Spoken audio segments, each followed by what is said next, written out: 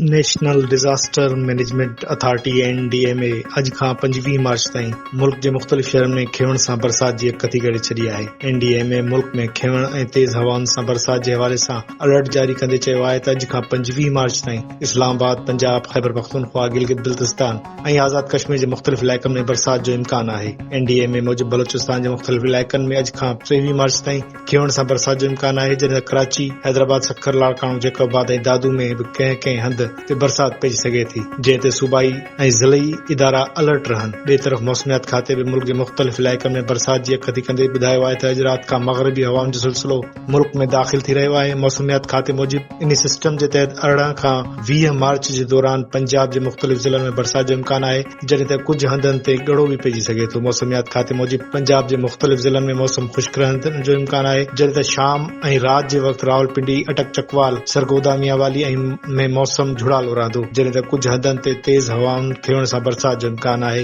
ऐं ईद जे ॾींहनि में बि मथांनि इलाइक़नि में मौसम झुड़ालो रहण जो इम्कान आहे। मौसमियात खाते जो चवणु आहे त लाहौर में 2 ॾींहं मुसलसल बरसात सबबि मौसम ख़ुशगवार रहंदो, जॾहिं त ईंदड़ 24 कलाकनि जे दौरान वधीक बरसात जो बि इम्कान आहे। बरसात खां पोइ ईद ते गर्मीपद बि घटि रहंदो।